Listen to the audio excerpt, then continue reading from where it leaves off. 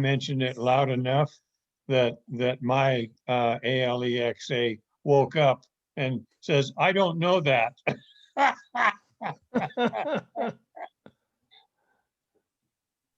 Well, you can say things like, "Oh, well, how are you today?" And the I don't know if the Google has a name, but they will. She will answer, and she has interesting prompts, especially if you give a little bit of a clue or something like, "Are you having a good day?" And she's always cheerful. We could ask Google. I think we'll ask Google right now. Adrian, what is in that wall hanging behind you? That is a painting. It's sort of an aerial view of like orchards. Wow, that's fascinating. Yeah, we were. It was an art auction at up in Healdsburg we went to a long time ago, Uh-huh. and it was some charity type event, and you Google sort of will bought. chat with you. You bought, you bought dinner and lashings of wine, and then you overpaid for paintings. Yeah. But you didn't mind. Google will talk to you. I just went in and said, "Hey, Google, how was your day?" And he said, "Fabulous now that I'm talking to you. How are you?" Oh, Wow. Wow. He's angling for a tip. Yeah. Well, and if you, I always say thank you after I ask him to do something. And he often responds. Sometimes he just ignores you, but he often says, "It's my job," or "Happy to help. That's what I'm here for." wow. I worry that little children won't remember to say thank you if they're always speaking to a. Yes, yes. I mean, they have feelings too, right? Exactly. Yeah, sure. Yeah. Uh-huh. Look at Patty in the tropics. Oh, yeah. Yeah. I'm so much in the tropics that I've lost all of you, but I'm still hearing you. So Ah. I don't know what this is happening. You inspired me to load a different virtual background, Patty. All right. I'll Ooh, have to take a Aurora look, Borealis. Barry. Nice northern lights. Yeah. You don't want to see my virtual backgrounds. Well, Brad, it's 7 o'clock. I know people are still logging on, but you're welcome to start sharing your screen at any time. Okay. Let's go. I love you, Barry. You're always on time. Well, I like to be respectful of the people who get here on time. It's Thank great. you. Appreciate it. And fortunately, I don't. That's why Barry and I work well together. Yep. Yeah, together we come up with a solution that's better than what either one of us does. Okay. Now let's see if I can do this. Oh, you can do it. Well, It's a question of whether your router will let you do it.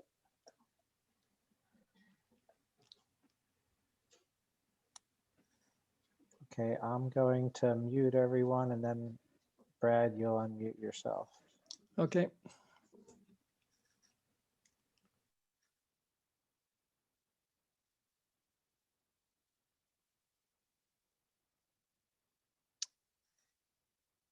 And Brad, you're muted now. If you'll unmute yourself at some point. Oh, there you go. And now I'll mute myself. Okay.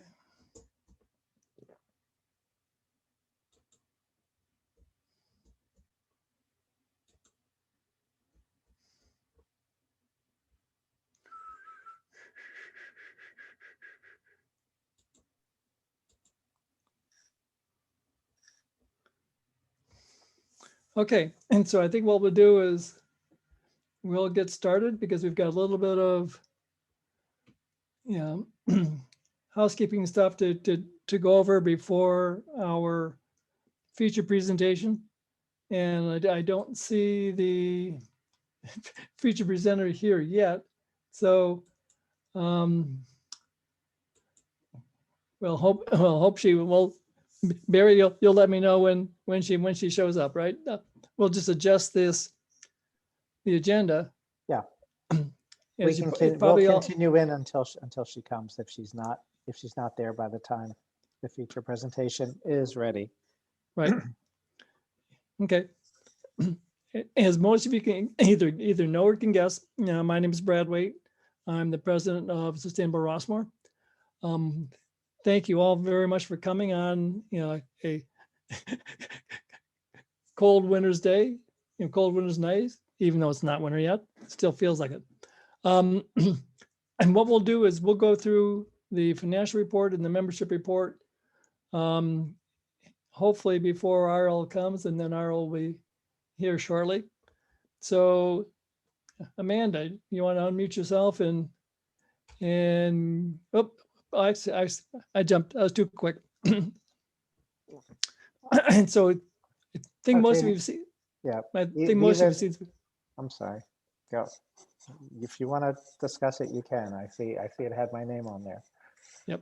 okay, you do it, Barry, sorry. Thank you. So these are for the benefit of those who are appearing here, who are coming to this meeting for the first time. Because we have more than a screen's worth of people, we can't see you all if you wave your hand. So instead, if you can practice raising your hand, and typically if you can raise your hand if you click on the participants icon, double click on that at the bottom, there should be some options there, and one of them is to raise your hand. And I see Adrian and Dave Casey have tested that out, so has Dave Kern. And when you do that, then you come to the top of the participants list, and I can see you, and I can let Brad know, or whoever the speaker is, that who has a question, and then I can unmute you or ask you to unmute. And so that's the best way. If you don't see how to do that, you can send me a chat. And so you can click on the icon that says chat, and then you can choose me, and you can send me a question if you don't want everyone to see it, or you can just send it to everybody. Those are the two best ways to have questions, and we don't know whether RL will take questions during or whether she'll want them saved until the end. But either way, by putting your question in when you think of it, we can make sure that it gets asked. If you're having other problems, you can call or text Dave Casey or myself at those numbers there. You might want to write them down if you don't have them already. And that's all for the ground rules. Thanks, Okay, Brad. let's move, thank you. Let's move on. So Amanda, you're up with the treasurer's report. All right, we had $340 of membership fees this month and $899 of expenses for an ending bank balance of $11,622. Are there any questions? How come there's so much expenses? How come there's so much expenses? They're outlined there. We have $384 of SurveyMonkey, which is for a year. And we donated $500 to the Environmental Voter Project. And part of the reason why the steering committee decided to donate $500 to the Environmental Voter Project, besides the fact that they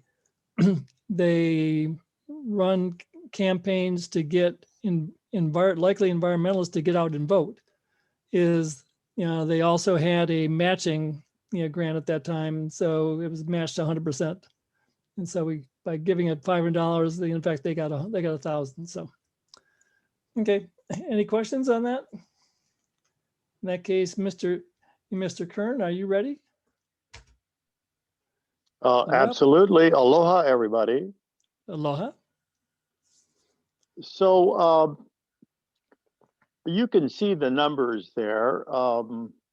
So far, we've had 54 dues paying members and new members in 2021, and 163 last year and 183 the year before.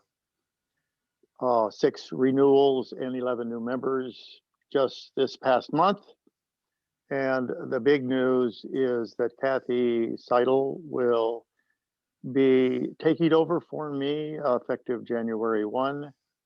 And I believe she is in on this meeting. So I can thank her very much for volunteering.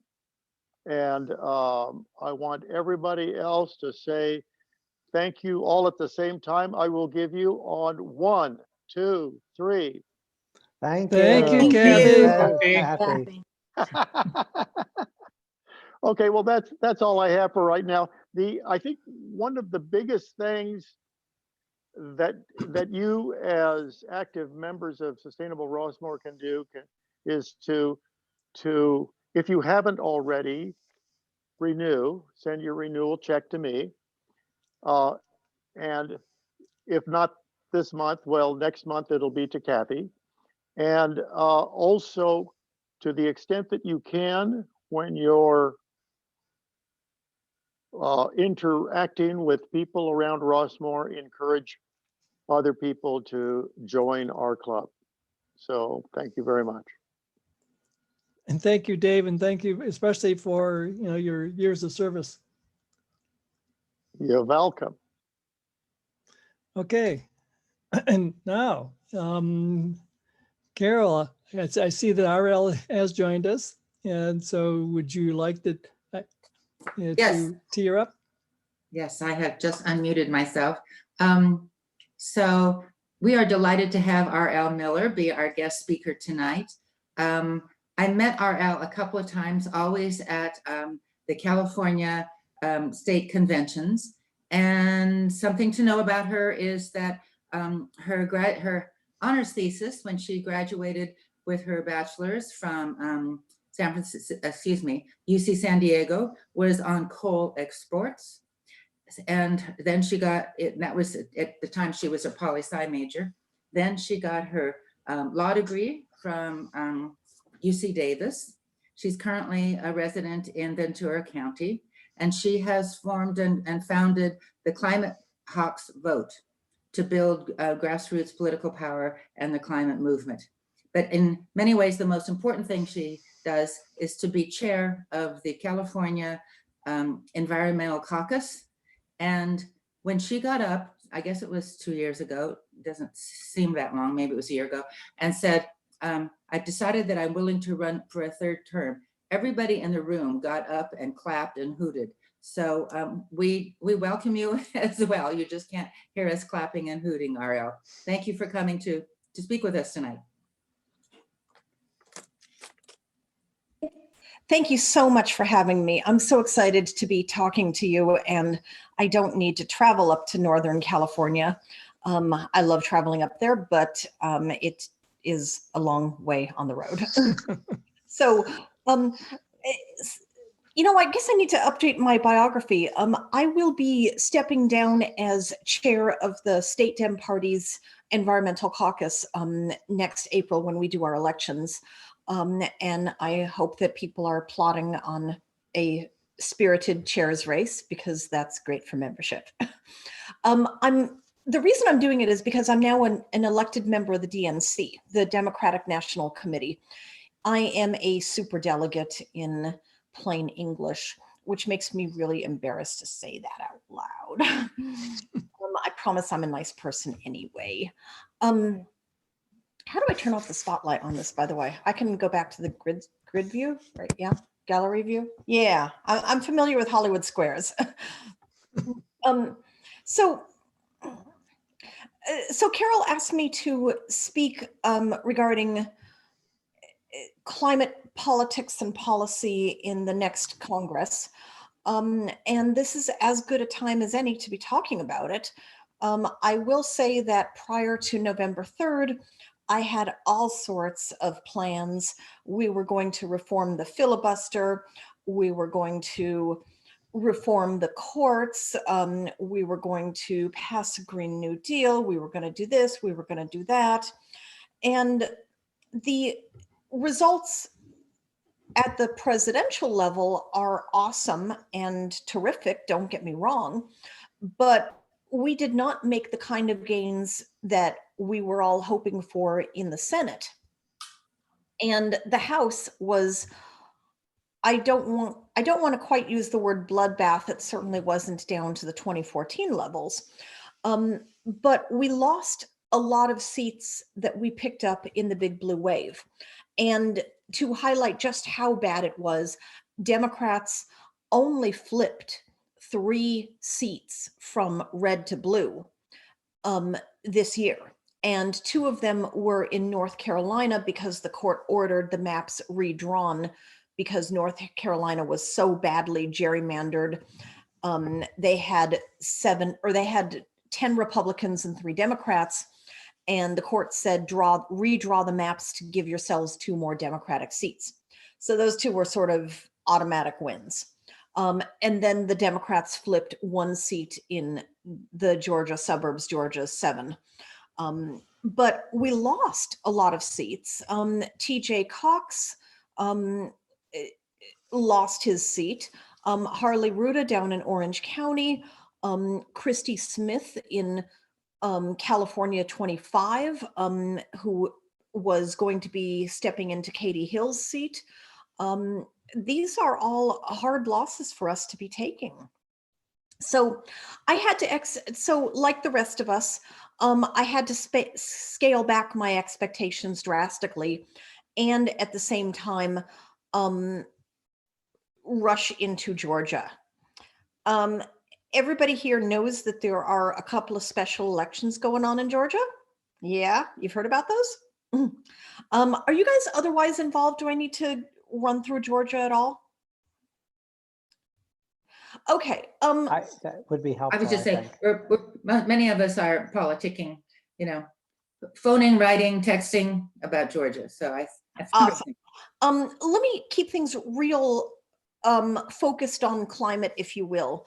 And I happen to be very happy that the name of my group is Climate Hawks Vote. And so right now we are Climate Falcons Vote. We are all in for Georgia because the football team over there is the Atlanta Falcons.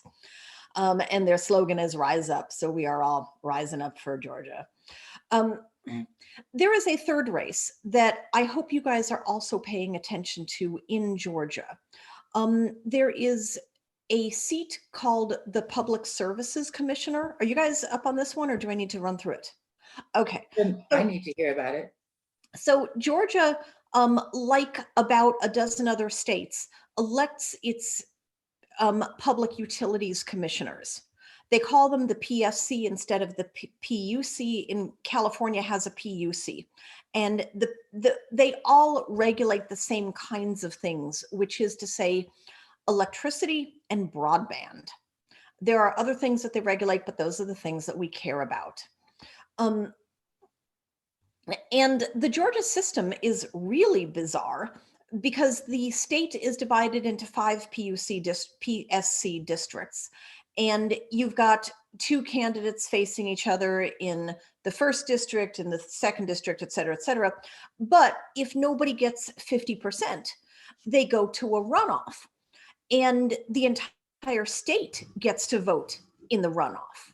This would be the equivalent of Nancy Pelosi stepping down, and there's a runoff and the entire state of California, rather than just the 12th district in San Francisco, gets to vote on who will be replacing her in Congress. It's a goofy system. I don't understand it, but it's Georgia.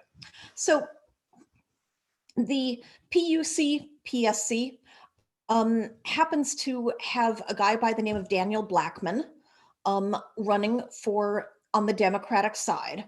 And he's super progressive. He was actually Bernie Sanders' state campaign director in 2016, if you have any doubt about his bona fides.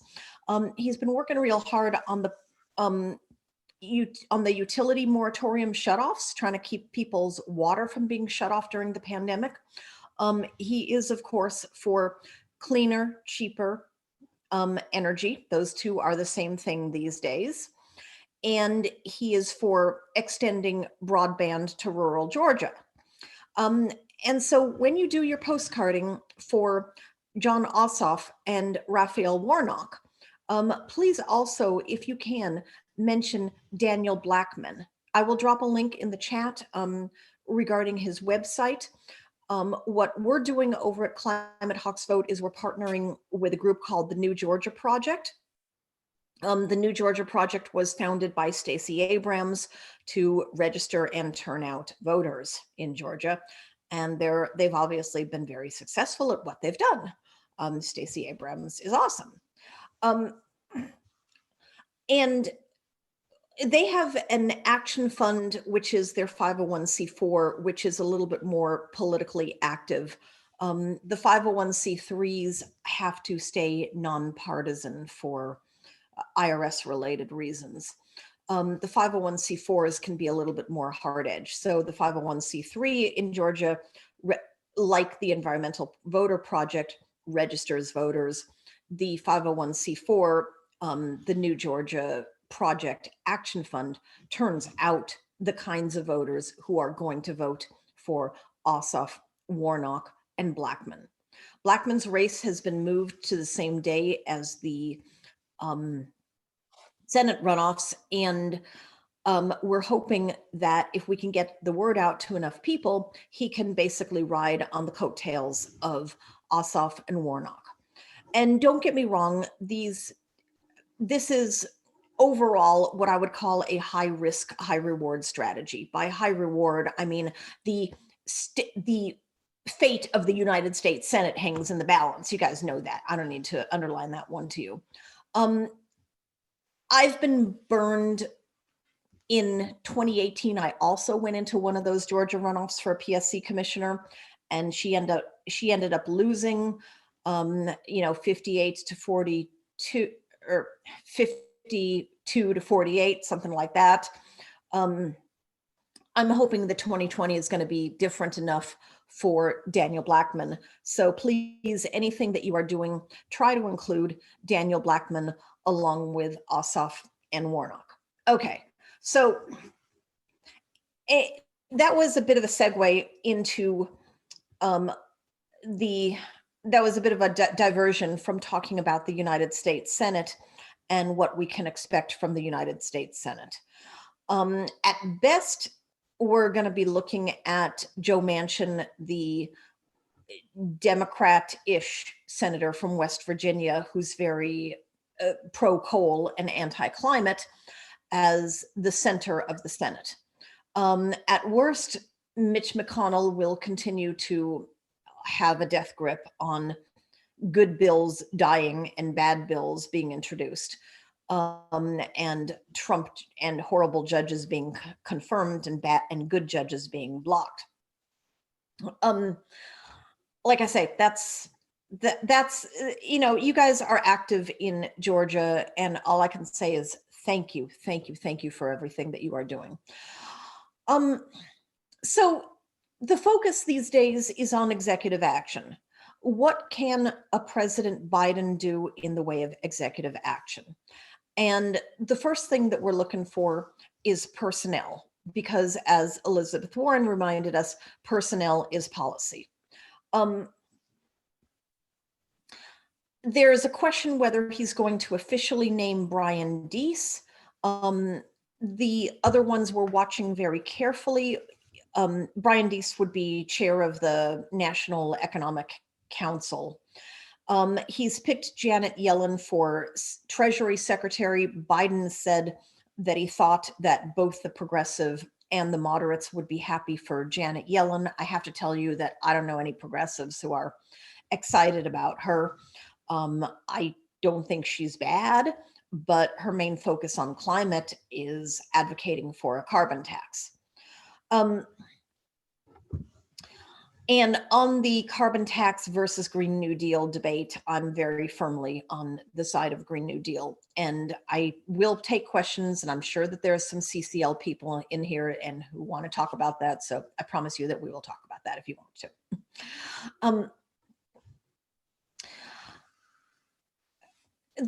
Meantime, the Dems have a very slim majority in the House. It looks like it's going to be 222 to 200 and help me out with my math here, 213. So we don't have a lot of seats to a lot of Dems who could defect. So we're not looking at a very aggressive House, and the Senate is going to be mediocre at best. And that's only if the long shot pays off in Georgia. So Biden's going to be doing stuff through executive action. First thing is, who's he going to appoint for the four climate position? The four really directly climate positions are the Secretary of Energy, Secretary of the Interior, the head of the EPA, and the Council on Environmental Quality. And he has not named any of those. My group is lobbying. Do you guys want me to run through all the details on the potential names here, or should you, I mean, just like type a question in the chat if you want me to be talking about some specific names, because sometimes I know I can get really into the weeds on this. I will say that Deb Haaland, who is currently the New Mexico House of Representative from New Mexico's 1st District, and she would be an awesome pick for Secretary of the Interior. Yes, I promise I will talk about the Green New Deal versus the carbon tax.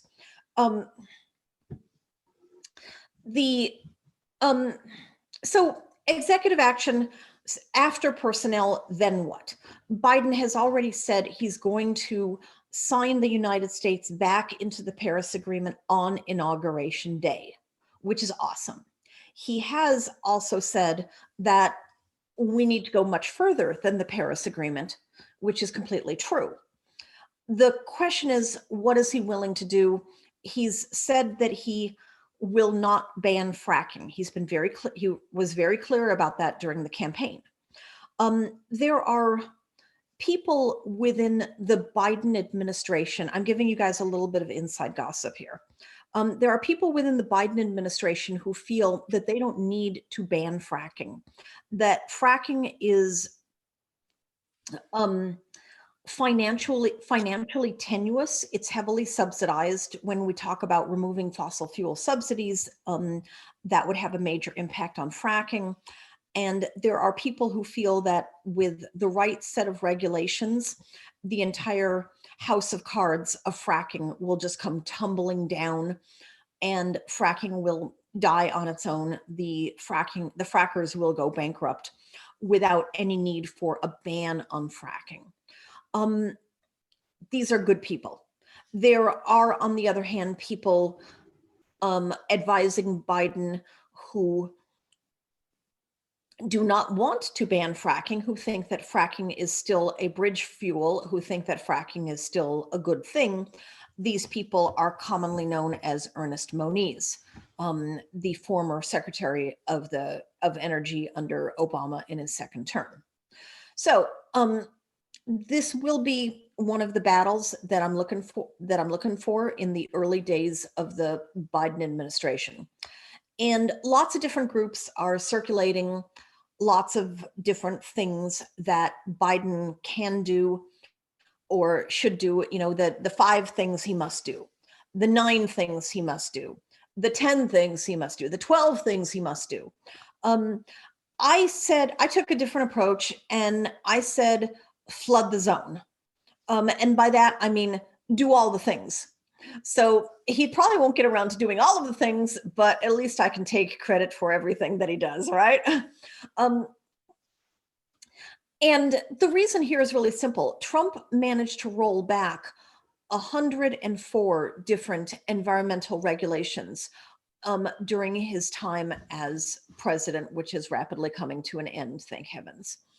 And Biden could easily roll forward or roll back the rollbacks, and that's 100 of them. And that's just the start, because there's so much more beyond that that needs to be done. Because what Trump, if we manage to roll everything back, we return the United States climate policy back to roughly 2016. But since 2016, the science has grown starker. The impacts have grown more severe, and we've lost ground. And so the need to be bolder, to come up with fiercer action is more acute than ever. And I'll tell you one place where I'm really interested to see what he does. And this one is near and dear to my heart because I'm a Californian and I own a car. So probably are you. Quick show of hands here, either use the little Zoom feature or just raise your hand. Who here owns an ICE car? And by ICE car, I mean a gasoline powered car. It's okay, lots of you do. Most of you do. If we're going to succeed in climate, this will be the last ICE car that you own. And when I say that, even hardcore climate hawks really go, really? They get this sort of gulp kind of look on their faces. And it's okay, because I promise you that the electric vehicle you're going to buy after this ICE car is going to be so much more awesome. It's going to be so much more cool and so much more fun to drive. You're going to love it. But yeah, are we honestly willing to talk about phasing out ICE cars? That's a big, heavy lift. I tried to, again, I'm switching into the inside gossip a little bit.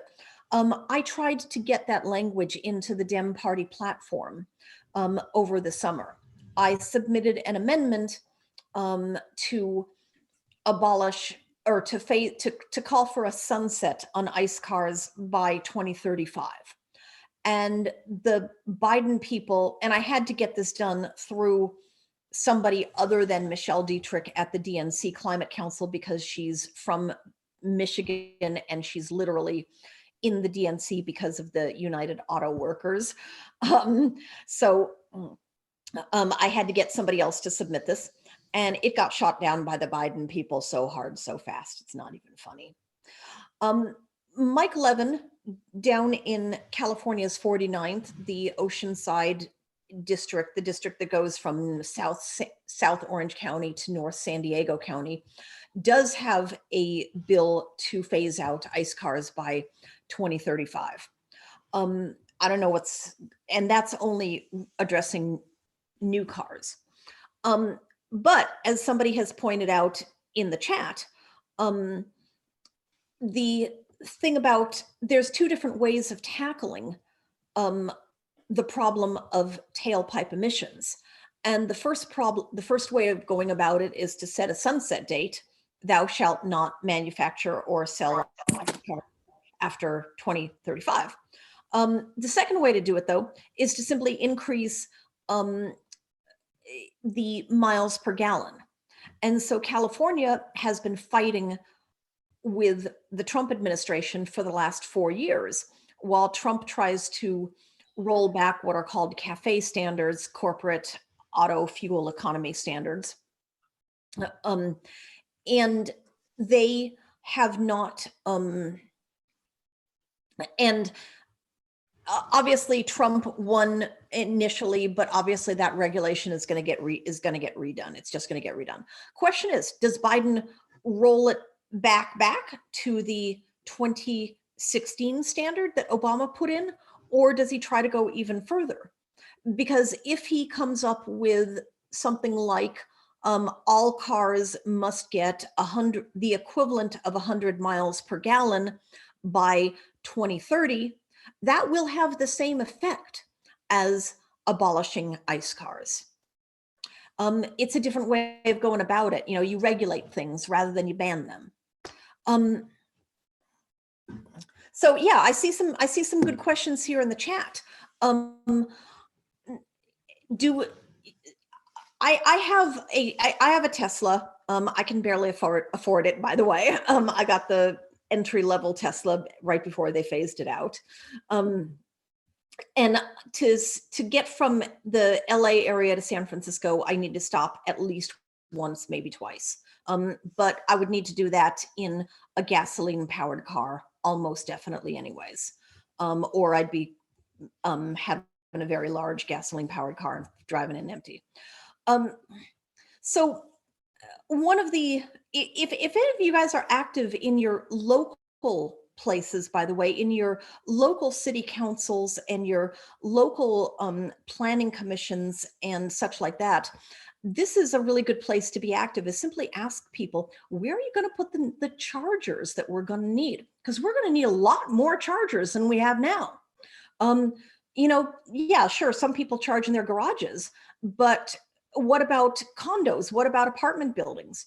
Are you going to, you city council member, are you going to, or city council candidate, are you going to mandate that we put in an EV charging station or two at every high-rise building in the parking lot, at every school, at every shopping mall that is built, existing shopping malls? There's a lot of room for building the charging infrastructure. And right now people are nervous because they think that there's not enough chargers out there, which, unless you drive a Tesla, is partially true. And the way to overcome that is also a way to build, is also a way to generate millions of good paying union jobs by installing those chargers. So again, if you're active on the city council level, ask your city council people about these. I'm hoping that there will be, responding to a question in the chat, are there grants that will help install chargers? I'm hoping that the Biden administration is going to do it. They said that they would have grants for 500,000 electric chargers. Where they came up with the 5,000 or 500,000, where they came up with that number, 500,000, I don't know. Anyways, let me just take a breath for a second. So what Biden does with cars and corporate auto fuel standards and California's standards is going to be a big tell on the Biden administration, how aggressive he's going to be on climate. Does he go back to 2016? Does he try to strengthen the CAFE standards? Does he talk about setting a sunset date for ICE cars? I don't know. These are things to ask.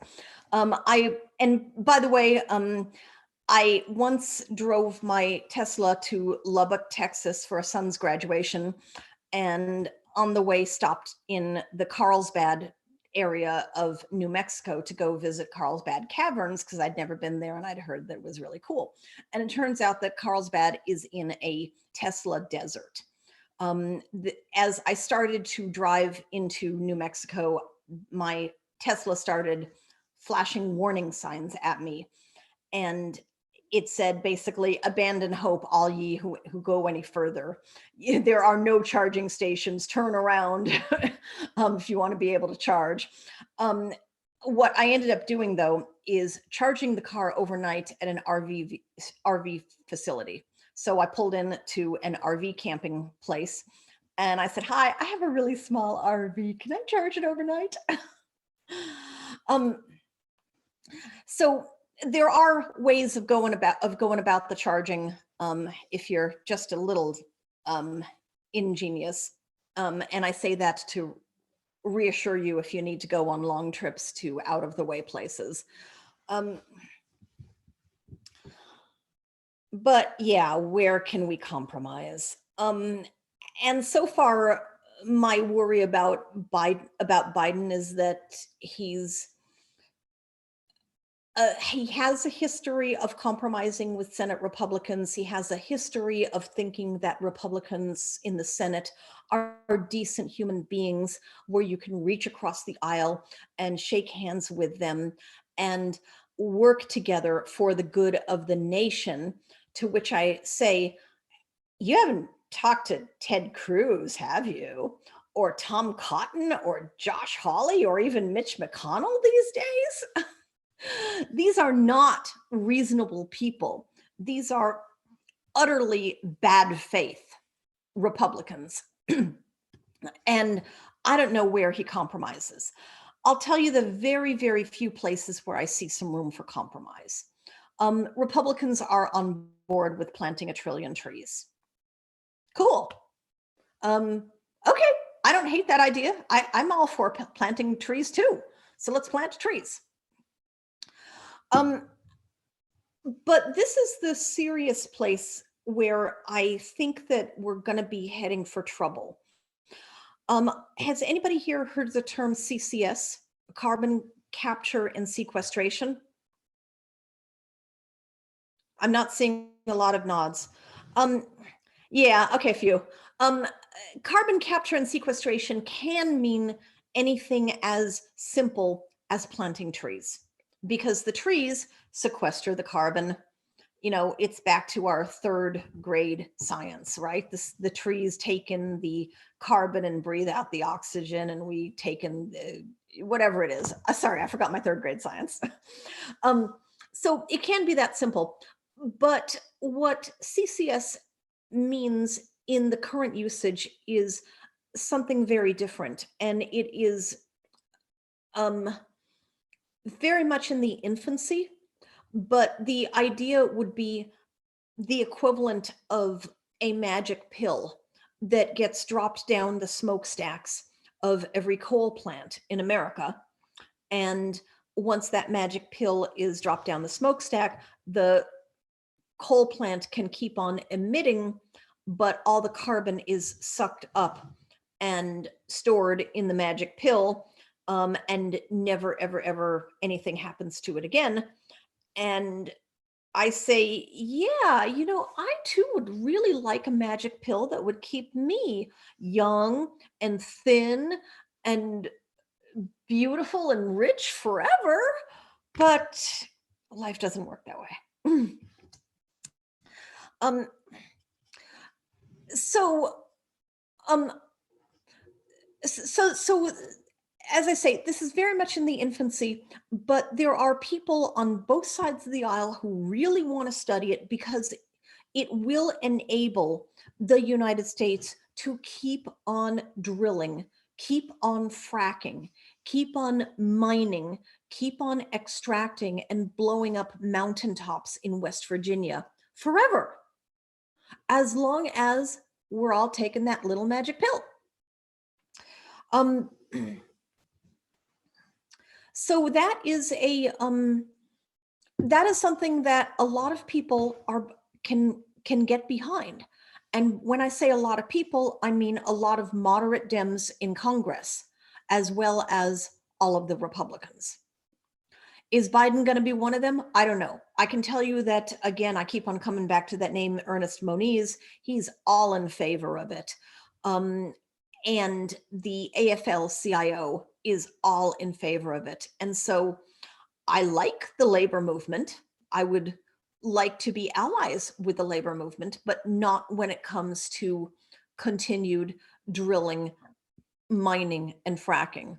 Among other things, the climate movement has woken up and realized that people matter more than polar bears, and people who live next door to oil and gas producing communities matter a lot, which is good.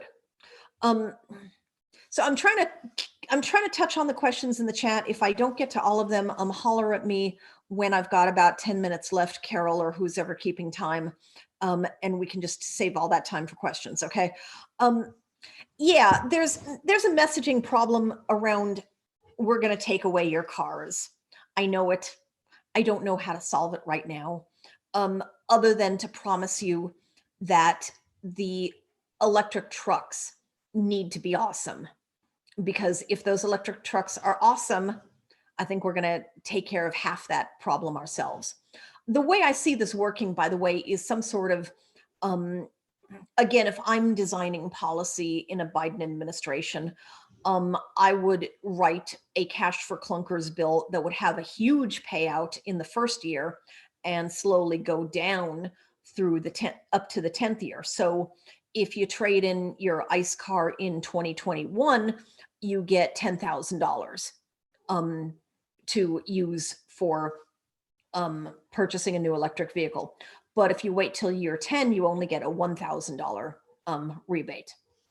So am I in charge of policy at the Biden administration? No. Would I like to be? I'm not going for any of those high level spots. If I were, of course, if I am asked, I would serve, but I'm not applying for anything. So that makes me human, in other words. Fossil fuel subsidies. That is a good question, and it really depends on who you ask and how you count. To use the broadest example, roads count as a fossil fuel subsidy because they subsidize our use of gasoline. To use a much more specific example, oil and gas companies are able to use these things called master limited partnerships, and they are only available to oil and gas producers. Nobody else gets to use them, and they are special magical tax breaks that do all sorts of wonderful things. There have been bills in Congress to extend master limited partnerships out to solar and wind. Those bills have gotten bipartisan support, but they haven't really gone anywhere. An example of a fossil fuel, of a big example of a fossil fuel subsidy would be, it's basically the tax breaks that these guys get. The United States, when you extract coal in the West, you're mostly doing it on publicly owned land. The coal companies pay a royalty that is set at, that is officially open to bid, but there's only one bidder at a time, and it's something in the neighborhood of 85 cents or $1.20 per ton. And that is what the coal miner pays to the United States government. And then they ship the coal overseas and sell it to China for $175 a ton. And of course, the shipping costs of China to China are pretty high, but somewhere along the lines, you have the sense that the United States government is not actually getting a fair return for the royalties. And so a fair royalty rate might be $10 a ton, might be $50 a ton, might be something that would deter them from going there altogether. But that's an example of a fossil fuel subsidy that, this is something the taxpayers we are paying the coal. We are basically picking up most of the extraction costs, and the coal companies are making money off of it. Yeah, where do we go though? Here's my overall sense of things. We are solving the electric grid, and I don't want to sound too optimistic on this, but I do generally feel that we are making real progress on the electric grid, which used to run pretty heavily on coal, while wind and solar were seen as expensive oddities and curiosities. Wind and solar are now cheaper. New wind and solar are now cheaper than new coal, and now even new natural gas.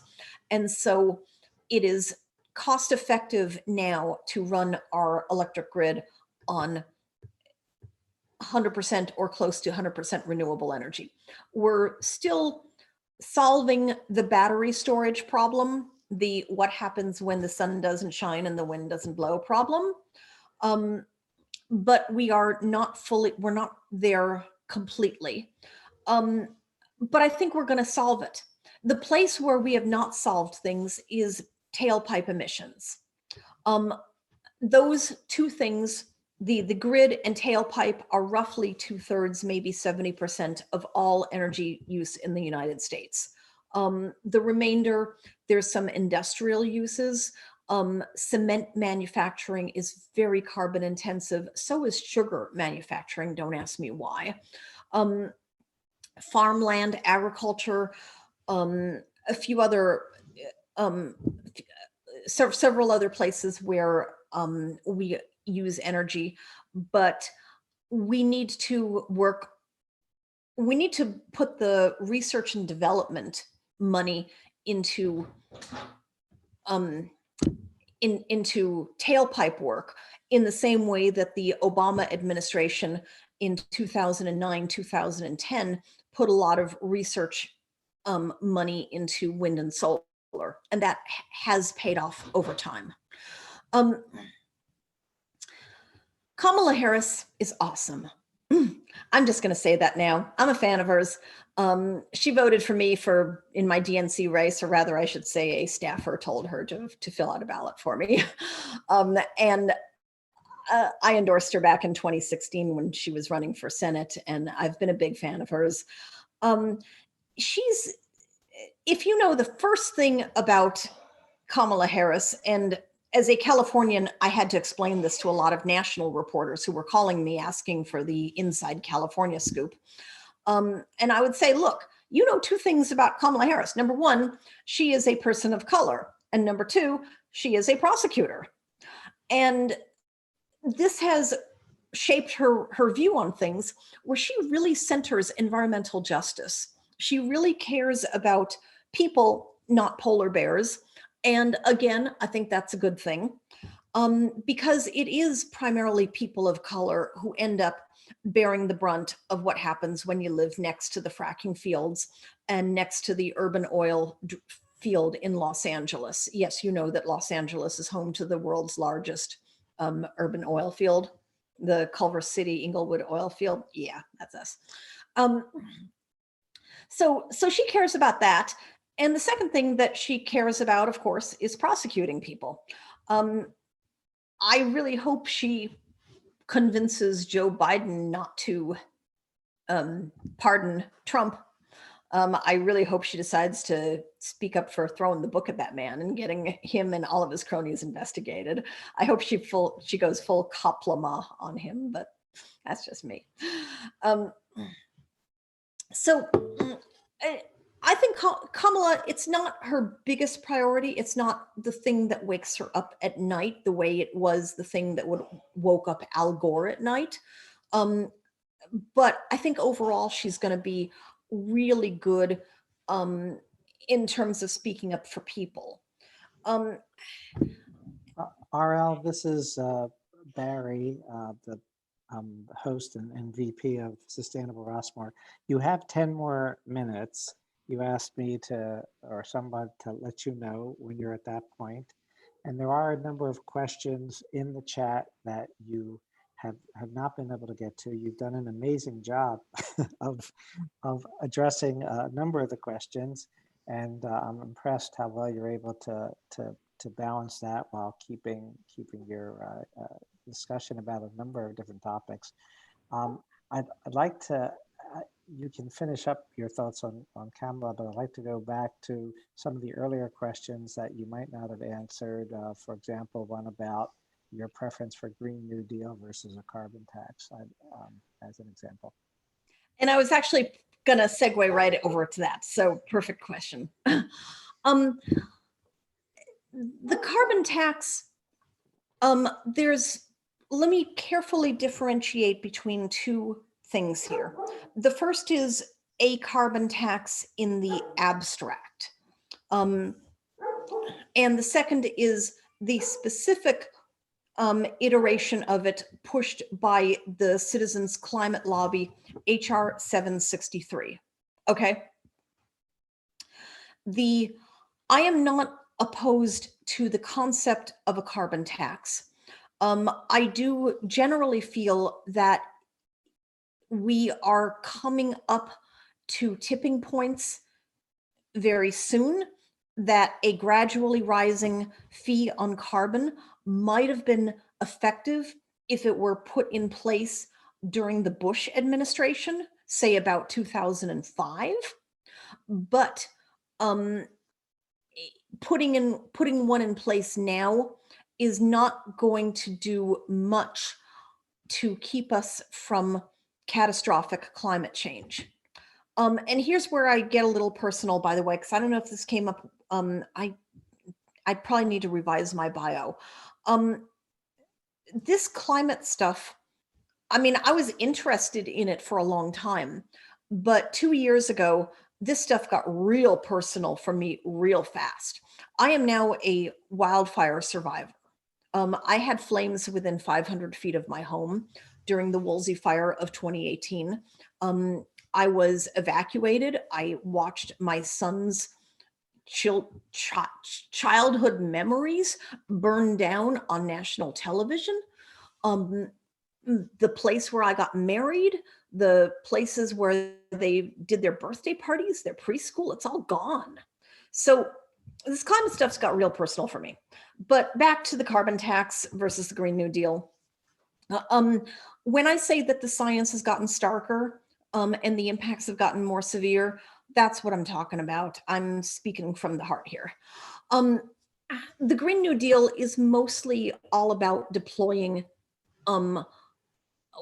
our existing technology as much as we can, as fast as we can, in as many places as we can.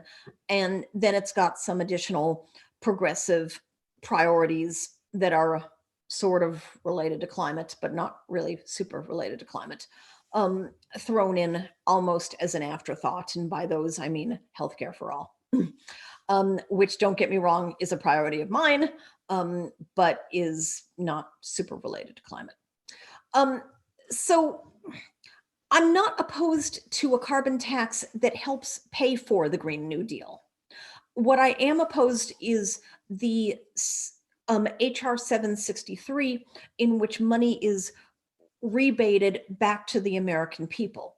Because what we need to do is spend a lot of money fast. When I say deploy everything, deploy our existing technology everywhere as much as possible, that's going to take a lot. That's going to take as much money as possible. And so a carbon tax could help to pay for a Green New Deal. And in that respect, I'm not opposed to it. But HR 763 exempts the entire agricultural sector, as well as the entire military sector. It exempts,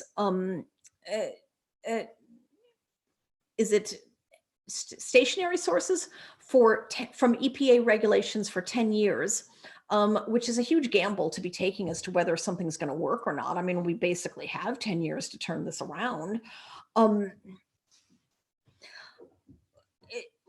It has a lot of political flaws, in that it's been introduced twice. In 2017, the only Republican sponsor it got was a guy named Carlos Curbelo, who I helped to run out of office by flipping his seat over to a Democrat. And in 2019, its single Republican co-sponsor was a guy named Francis Rooney, who decided to retire at the end of 2020. And this is not exactly a massive swell of bipartisanship, folks. So I don't think that this bill, as currently written, has a chance of passing. And as I've said before, what we need to be doing if we're going to be collecting taxes is spending it where we need to spend it, not to simply rebating those fees to the American people. So I am firmly on Team Green New Deal because we need to do a lot. We need to move fast. And yeah, can we get any parts of the Green New Deal done by executive order? That's going to be the fun part, isn't it? Barry, Yes. any Yes. other questions I've missed? So thanks for that complete answer. Can you briefly describe what the fossil fuel subsidies are specifically? We've heard about them and don't know much about them. If you can talk about I think that I did try to briefly. answer that one when I mentioned as broad as roads or as narrow as coal royalty rates and master limited partnerships. the generally accepted terminology on fossil fuel subsidies is that there's about 20 billion a year in the United States that we are subsidizing. Okay. As I say, you can take a much more expansive view, or you could take a narrower view. The oil companies, of course, say that there are no fossil fuel subsidies. Okay, thank you. Bob Simons asks, what is your familiarity with watershed restoration and what it means in terms of carbon sequestration? I'm not super familiar with that one. It sounds to me like it falls under the general heading of planting trees and other restoration of nature. Maybe if you want to talk about it a little bit, but generally it sounds to me like that's the kind of carbon sequestration that is a good thing in the long run. Bob, if you want to briefly clarify or. Briefly is a challenge for me. Yeah. But I will. And for what it's worth, I'm not sure what your first name is. I just see RL here. I am a former member of the Walnut Creek City Council. But I'm also a member of the Walnut Creek Open Space Foundation and chair of something called the Walnut Creek Watershed Council. And we are working a lot on restoration of watersheds, which, given all the development that has occurred, you're mentioning of roads being a subsidy is a factor, have really degraded the watersheds and have contributed to a lot of other adverse things. Trees are a part of restoring the watershed, but another part is removing invasive plants that exclude wildlife and aren't suitable for the area in which they are. And we plant a lot of things that are good for wildlife, good for birds, good for butterflies. So it's a lot more than just planting of trees. And I hope as you go on, this may not be the area that you're passionate about or that interested in, that you just acquire an awareness of it. And if you have a role, to find some ways to encourage people to support watershed restoration and what it can mean for our communities. Most of the people my age, at one stage as they were growing up, played in a creek. You probably only have 10% of the kids growing up now that even know what a creek is. And that's sort of part of what's happened with our environment. I'll stop there. I could go on for a while, but I'll stop there. Well, I'm just going to say that my kids did grow up playing in the creek when there was water in it. But by the time that wildfire came around, you should know that a Southern California creek bed in late summer is a place where water used to be. Yeah. Yeah. I do know that, by the way. Yeah. I see Bill Leary are you trying to wave your hand to ask a question, sir? Well, he did have a question there. Bill, why don't you ask your question? You have to unmute yourself.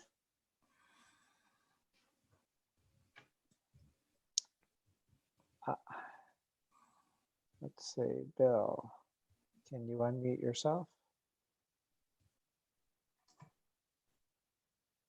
How's that? Good. Yes. Now you're good. Go ahead. Two things. I wanted to echo what Bob Simmons just said. I actually worked at CEQ for 2 administrations, and my job was the major ecosystem restorations, the Everglades, coastal Louisiana. Thank you. Great Lakes, San Francisco Bay, that sort of thing. And carbon sequestration is vitally important to helping solve the climate crisis. So I do hope you take a better look at that. There's quite a bit of money that has been put into ecosystem restoration, the major ones, and that needs to come back the way it was prior to the Trump administration. But my other question was, what do you think of the role of John Kerry? I'm cautiously optimistic in that apparently he's going to be more or less a climate diplomat. um, dealing with foreign governments, representing the United States there. He's got the passion for it, and I think he's got the expertise, and so I think it's going to be a good fit for him. I was originally not too impressed. I'm a little leery of excessive Obama era retreads. Don't get me wrong, I loved Obama when he was in office, but he was very clear that his administration stood for all of the above, meaning both renewables and fossil fuels. And what we want the Biden administration to do is to stop with the all of the above rhetoric and instead embrace a 100% renewable future. We're not going to be there immediately, but it's going to be a stretch, but that's where we need to go. Kerry gets it. He knows that we need to move to 100% renewables. My friend Varsh from the Sunrise Movement is optimistic about working with him even when they don't agree about everything. So I hope that that helps. Biden is also going to be naming a domestic climate czar, and we don't know who that would be. I'm not super fond of having a climate czar in. Again, inside gossip here, guys. I'm hearing it might be Eric Garcetti from Los Angeles, the mayor of Los Angeles.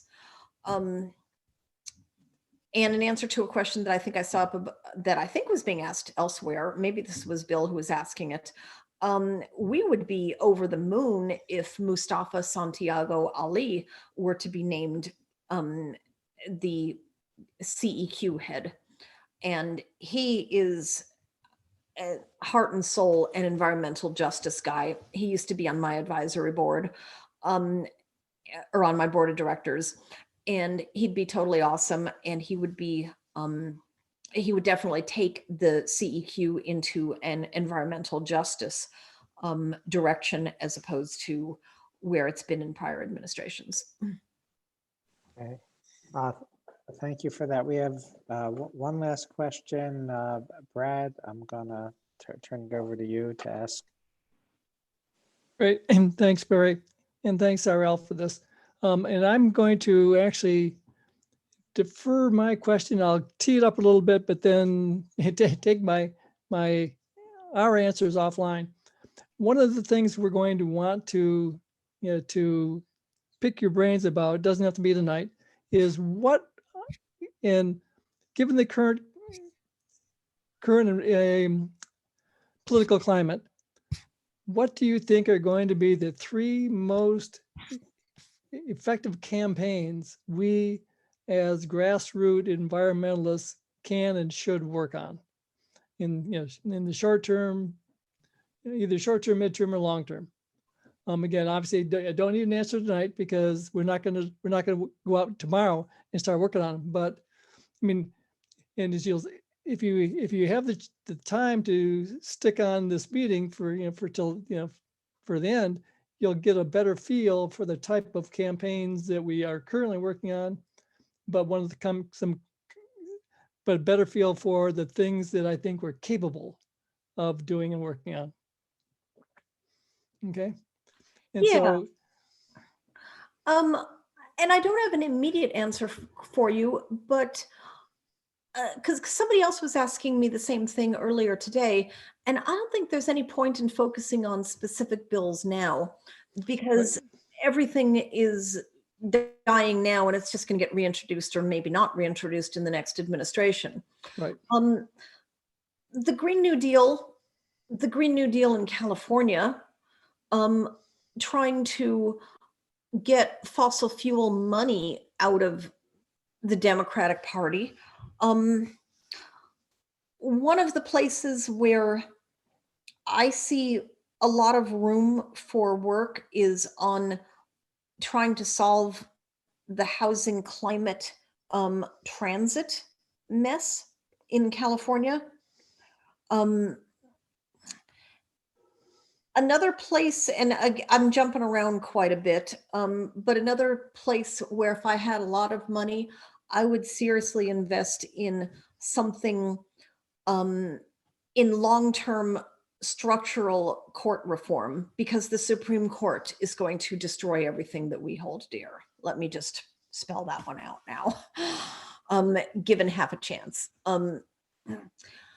And I would want to work on some sort of, we dare not call it court packing or unpacking, but some sort of court reform program. But yeah, so many different things that need to be done. Where do we start? Exactly. Okay, great. I think on that note, we'll thank you. We'll let's just remove yourself from the hot seat, and we'll go on with the rest of our program. And we'd love to have you stick with us.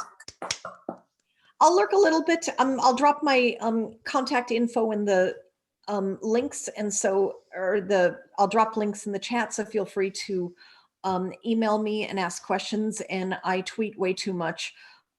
So I'll lurk for a little bit while you guys wrap up the rest of your meeting, but I may take myself off of video. Totally understandable. Thank you. Okay, so let me go back. Okay, so everyone should have my screen again. Let me know if you don't. We're going to go on with the rest of our program, and the next thing.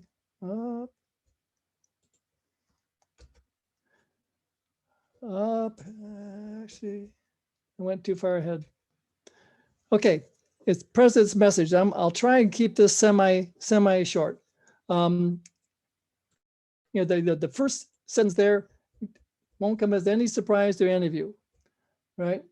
Again, you just heard, not only did you just hear RL talk about it, but again, as you all know, we've got to do a lot more, because we're running out of time to combat the climate crisis. And so one of the things that I'm, going to hope that actually and see that we do over the next couple of months is do some brainstorming in these meetings to come up with a list of what we think the best things are, best examples of what we can do to truly make a difference. And I'll give you a semi-quick example that I learned this year. And that is, I think that most of you know that, I've been doing political text banking with the Dems of Rossmore texters, for the last 3 years. And that the end of, actually about this time last year, maybe a little bit before that, the woman who started that team asked me to be a co-lead with her, and I said I would.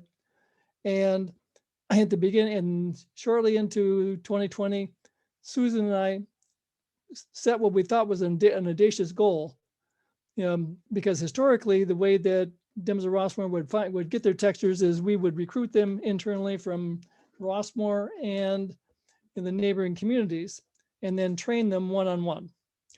And so Susan and I set a goal, said for the 2020 election year, let's take our 100 team texter, let's double it. Let's get 200, let's recruit and train 200 texters. And Susan said, how many texters do we want to try and send out? I said 20 million. She said, you mean 20 million since we started in 2017? I go, no, 20 million this year. She goes, what? And so we started on that path, again, training people one-on-one. And I quickly realized that in order for me to have the biggest impact through this text banking, I couldn't just do it on my own or by training people one at a time. And we needed to find more people to train. And so I talked to Susan and I said, how about if I start a outreach campaign and talk to, every one of the 58 county, Democratic Central Committees to offer to train them and their people. And I contact the president of all the 300 some Democratic Party clubs in the state to make the same offer. She goes, okay, go for it. And I did, and started doing, getting in touch with them. And then I also said, why do I just train people one-on-one? Why don't we do group trainings? And Susan said, well, I don't like doing groups. I don't think they're effective. I said, let me try. I started doing group trainings. I did several trainings of 20 people at a time. And then I finally said, but there's a whole bunch of people that can do this and can train themselves. We don't even have to spend the time to train them. And so I put together a document to allow them to do just that. And so come election day, we had recruited and trained 1,100 texters, and we had sent out 90 million texts this year. Again, 2 million of those were mine. Had I not figured out ways that I could significantly multiply my effectiveness by tapping into the skill sets that I had, multiple skill sets and experiences, along with the passion to do it, we wouldn't have got that done.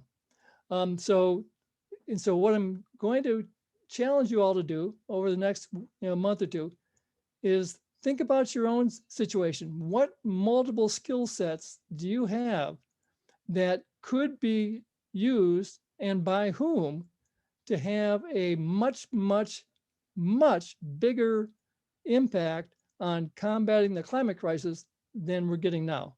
And I'm not looking at this as something to replace the environmental campaigns and activities you're doing now. It's something to layer on and do it in addition. Okay. And so with that, I'm going to shut up for a second. And so,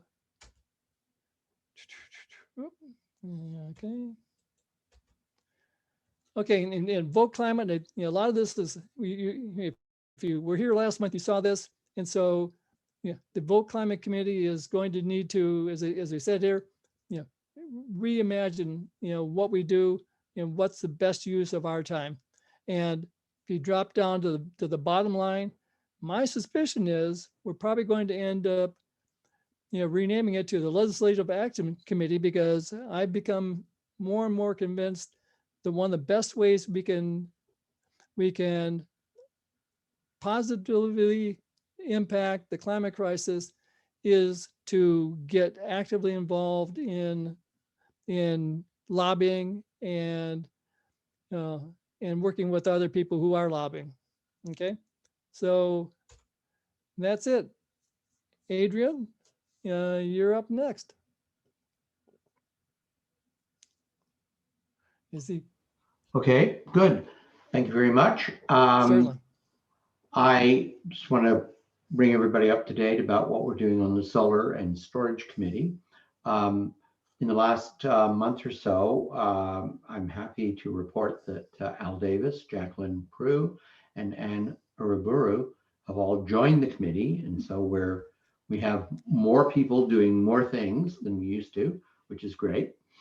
Right now, we're looking at options for charging EVs in carports. This is kind of a big problem for Mutual One and some of the other mutuals as well, where there just aren't ways to charge a car in your carport. There just isn't the electrical environment there to do that. And it may be that we can combine solar and some of the other things we're talking about to actually make that happen. And going back to what RL was talking about, that this sort of building the infrastructure to support going forward with climate, with solutions to climate change would be really useful.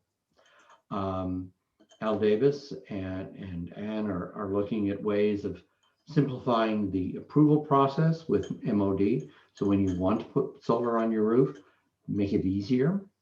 They're also looking at ways of increasing the number of solar installations at Rossmore. We've probably got about 100, 150 right now.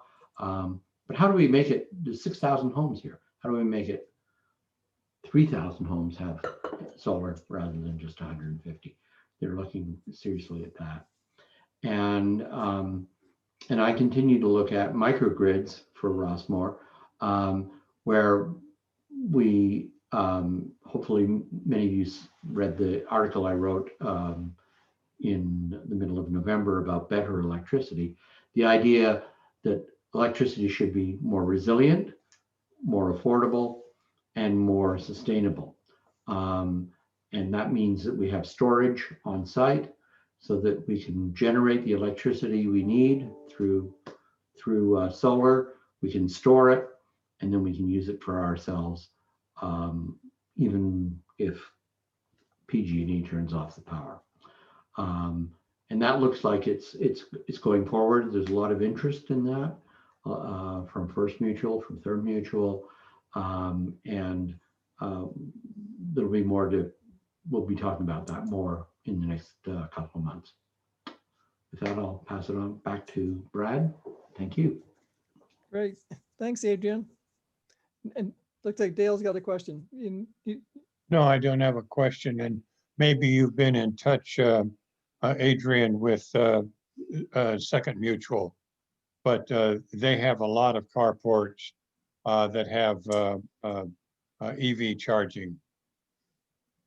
Okay, I'll touch base with them. Thank you. Yeah, I'll be glad to send you a contact for that.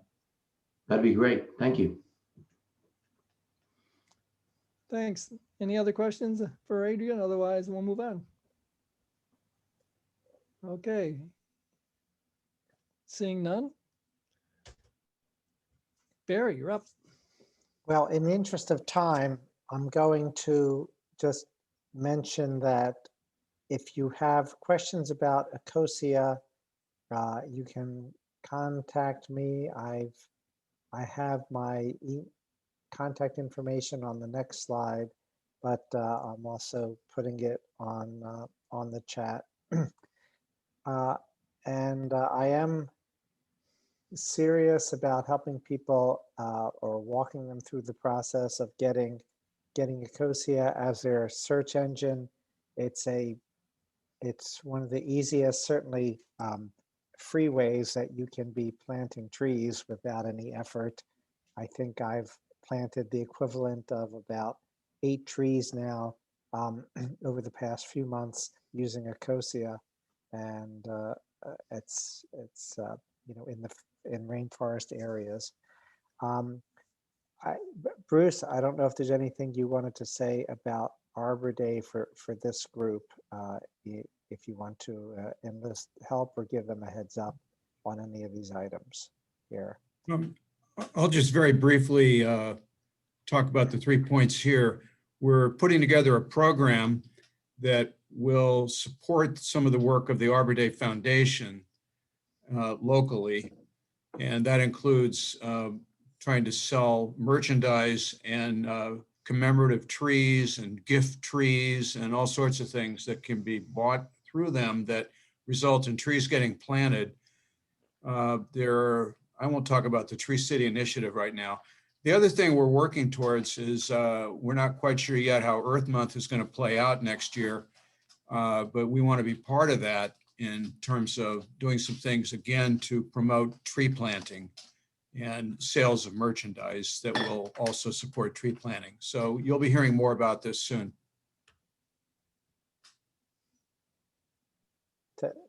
Thank you, Bruce. Finally, I know that there is going to be, we've had the acorn harvesting. We're going to be planting acorns at Rossmore on December 11th. Adrian, is there anything you wanted to say about that effort? Okay, I'll assume that's no. Okay, Oh, I you did. did. Go I ahead. just have to unmute. Sure. Yes, there will be a notice in tomorrow's Rossmore News saying that if you're interested in doing this, it's actually going to be quite fun. Holes are already have been dug for us, which is nice. And we're going to demonstrate how to plant them and care for them. So those of you who are interested in coming, even if you haven't harvested any acorns, can come, and I will be sending out the information as to where this will be done. We have to wait for a mutual to agree for it to be done where we are proposing it be done. So as soon as we get that confirmation, I'll let you know where it is, but it will be on the 11th at 9:30 And beforehand, we will probably have some event, which we'll call a basket making party, which is really taking some wire and making a circle out of it, but it's sort of in the Native American acorn spirit of growing trees. And we'll let you know about that too. But if you can, if you're interested, if and I will tell you, you can ask Bob Simmons because a lot of us help him with it. It's really fun and it's really exciting to see your tree grow, although you will not see it grow to its full adulthood unless you live for a very, very long time. But it's great seeing it grow. So if you have any questions, you'll see in the notice that will be coming out to you and will be in the Rossmore News. You can give me a call or an email. Email me. Okay. Thank you, Adrian. That's all for the Tree Planting and Preservation Committee. Good. And thank you, Barry and crew. So, oh, I did it again. Right. The next slide. Yeah, that's just to have a record. If you where the links to enable you to make Ecosia your default search engine. That's okay. Okay. Hi. Hello. Hello. This is time for Planet Friendly Eating team to tell you that we encourage planet friendly eating one bite at a time. So the year is coming to an end, and we thought it might be a good time to just touch on one or two things that we have learned this year to try and remind you about them. So if we went to the next slide, just one or two things. Several meetings ago, we talked about the greenhouse impact of different food groups. And this chart we showed with a little video talks about the greenhouse gas equivalent, greenhouse gas, carbon dioxide equivalents of different food types. For 1 kilogram or pound of food, how many kilograms of carbon dioxide equivalents are put into the atmosphere. And at the very bottom down there, I don't know if you can read it, are soybeans, cassava, tomatoes, wheat, ground nuts, and things like that, which are 1 or less pounds of carbon dioxide equivalents per pound of food that you can eat. And as you go up, you can see pork is in the middle called pig meat, and poultry is there 6 and 7 pounds. And interestingly enough, coffee is pretty strong due to the green is land use and the brown is farming methods. So I think coffee must require fertilizers and things. But the point is at the top is beef. And it's 60 pounds of carbon dioxide equivalents for 1 pound of food that you eat. And as you can see, it's primarily due to the green, which is land use changes, that's deforestation, and the brown is farming. And in the case of cattle, it's a large part of it is due to cattle burping methane.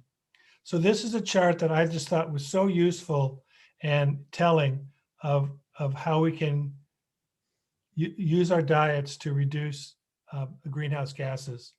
So if you just reduce meat, there's pork and poultry are down at 6 and 7 pounds of carbon dioxide equivalents. And rice is at 4, as you can see. And so this was a couple of months ago, we showed this graph. I'm sending out a reminder at the end of the year. If anyone wants to have more information on this, let me know. There's a cute video and there's a VOX Fox article about this. So in another view, the next slide is about livestock agriculture. And we've talked about this before, but it's just so striking. This one is now saying that feed crops for livestock consumes 56% of the water, domestic water, agricultural water in the US. And for people who are concerned about the environment and about water use, this just seems really, really amazing, an amazing impact. You know, we talk a lot about fossil fuels. We talk a lot about transportation and fracking and power generation of renewable energy. We don't talk a lot about livestock agriculture.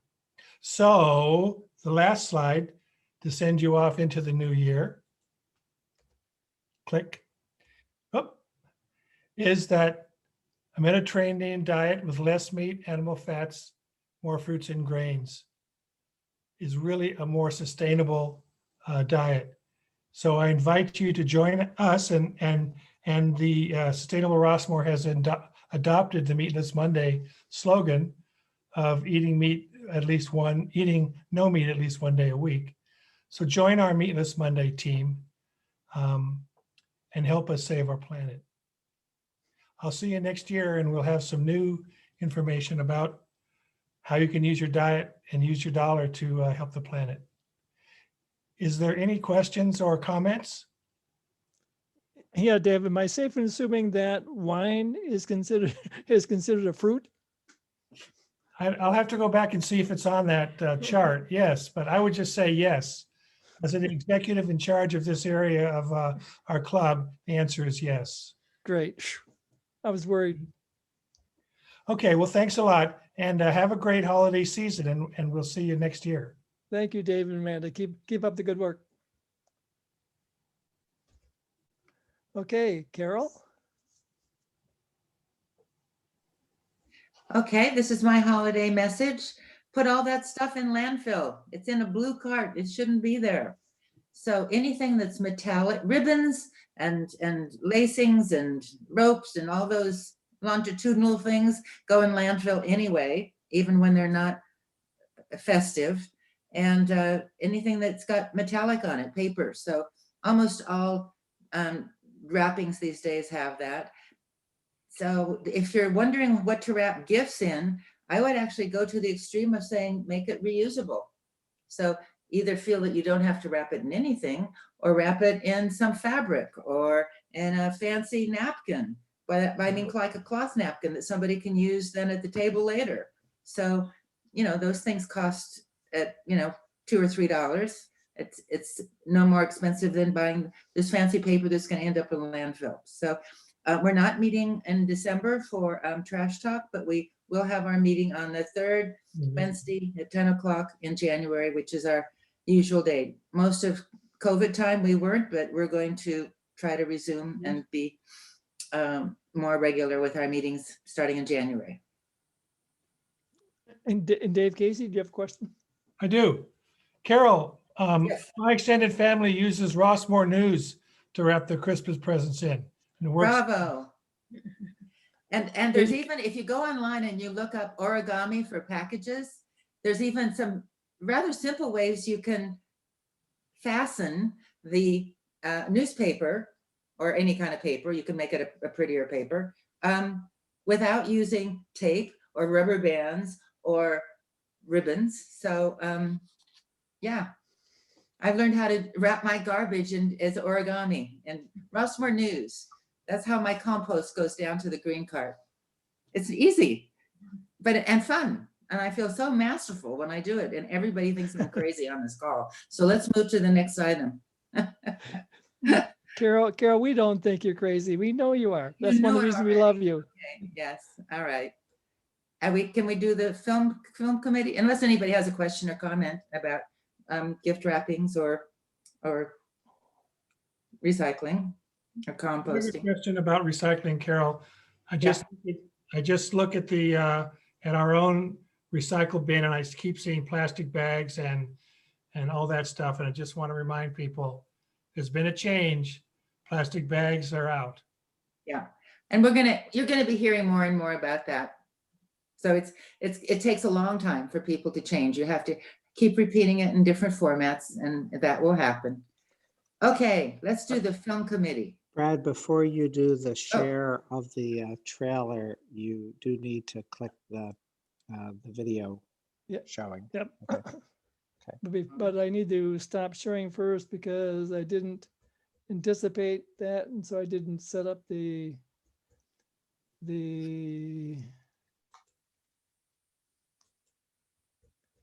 I'll tell people about it while you're doing that. Bidders, okay, now you got it. All right, thank you. Oh, that was quick. All right, we'll come back to it.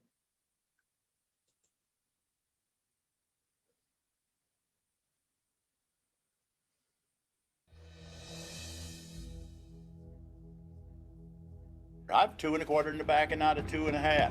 2 1/2, you wanted to. Thank you, I'd have 3 1/2. They said, "Hi, are you here for the auction?" And I said, "Yes, I am." And they said, "Are you here to be a bidder?" And I said, "Well, yes, I am." So, bidder number 70. Bidder 70. An environmentalist threw a controversial oil and gas lease auction into turmoil today. Well, Tim DeChristopher says he's willing to go to jail, and it's possible that's where he'll wind up. A college student may face federal criminal charges for disrupting that auction with bogus bids. Actually winning a dozen bids in a row worth nearly $2 million. Tim saw something terribly wrong. And because of his moral commitment to the land, he put forth what amounts to a peaceful protest to try to stop it. I think it's fair to say you are unrepentant. Yes, I think that would be fair to say. The legacy of this is going to be to empower people to take action. When you take a courageous action that's based in heart and courage, as Tim did, you'll have people stand with you and beside you and follow in your footsteps. This is not the first time that we've had 10,000 people in one room reminding us that we are not alone. 12 citizens like you or I ought to be able to hear what the evidence is, and then they make the decision as to whether or not he committed a violation of law or the government did at the time. To see this land and this view, and to know there's not going to be an oil rig in the way, there's not going to be a road cut right through the middle of it. There's no way that I could ever regret what I did. Civil disobedience is forever linked not to living one's principles, but being willing to suffer for those principles.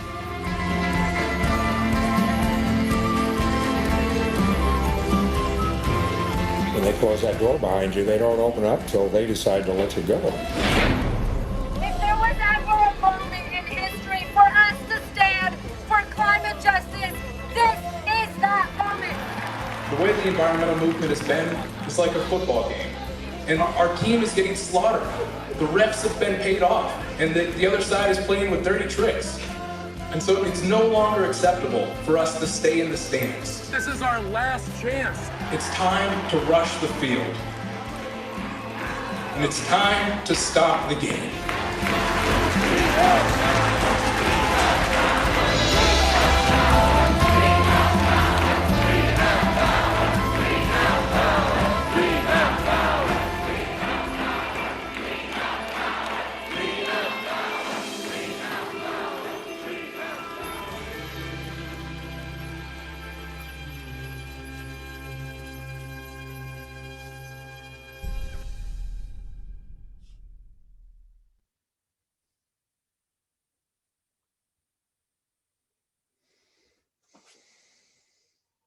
So we were going to show this film in Peacock, and we're waiting for it to become available as a DVD. But in the meantime, since so many films have gone to streaming, you can stream it for free on Tubi.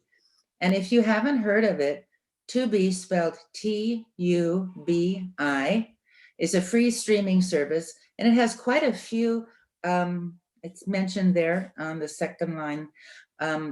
So you can watch it on demand, and it'll take you automatically to Tubi on your Comcast, or if you're doing it on your laptop or iPad, just go to Tubi and use the app. And while you're there, look at what other kinds of programs they have. They have TV series, they have films, and they have documentaries. This one's a documentary, even though I have to say the arc of the story feels very much, the way it's made very artfully is more like a feature film. So that's a picture of, and you saw him walking through the land. that he actually was successful in saving. So it's pretty amazing what one person can do. That's the story for the film committee. There's a question from Dave or Amanda, Okay. I think. Oh, I'm yes. sorry, I didn't lower my hand Okay. before. Okay. Okay. Sorry. Okay. Thank you, Carol. Yep. Okay. Richard? Lower your hand. Okay. Richard, you're up. Richard McPherson. Can you unmute yourself, Richard? Oh, okay. I just unmuted you, Richard. Thank you. Go ahead. Uh-huh. Okay, I have 2 minutes, so I'm not going to ad lib. I'm just going to say what I see in front of me here. But first, I want to say that I had Dave Casey's lentil loaf, Thanksgiving lentil loaf, and you'll read my review of it next Wednesday.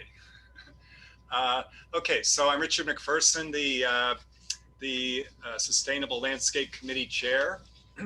We're about educating and promoting sustainable landscapes here at Rossmoor. This past year, we've written articles and documents explaining the concepts. This past couple of months, we've been getting on board with technology and have started producing virtual landscape tours. We feel that folks can better appreciate the sustainable landscape ideas if they can see what they look like. So at our November meeting that we just had, we moved from explaining sustainable landscapes to showing what they look like using Google Slides, which is what we're looking at here. So at that meeting, we presented part 1 of the tour that directly shows how sustainable landscape concepts show up in real life. And part 2 of the presentation will take place at our January meeting. These presentations are going to be around 20 minutes long maximum, lots of images, lots of different types of landscapes for us to better appreciate the concepts. I got the feedback from folks that they not only enjoyed the photos, but they learned in the process. And I think Cynthia Parnell liked it. So please join our email list by sending me an email that you see here. And you can read about our upcoming tours and presentations. The November presentation is being edited and will be posted on our new YouTube channel. Yes, we do have one. And all of our members will be receiving email announcements and updates about what we're up to. This past year, our email list has grown from 25 to 90, and our meeting attendance has tripled, which we're very pleased about. Our steering committee has begun regular meetings, Zoom meetings with Rebecca Poland, the landscape manager, about how we can support her sustainable program here. So we've got a lot going on, and look forward to seeing you in the future. Richard, thank you so much. Okay, Brad, I think that's it on slides. I think so too. We don't need to look at the calendar because anyone can go to our website and look at it, right? Yep. Right. Okay. Okay. Does anybody have any last questions? Dave, are you waving goodbye or you got to? Okay. Okay. Good job. Yeah. Thank you, Cynthia. Yeah, thank you everyone for attending. Thank you. And I hope you all have a safe and wonderful rest of your holiday season.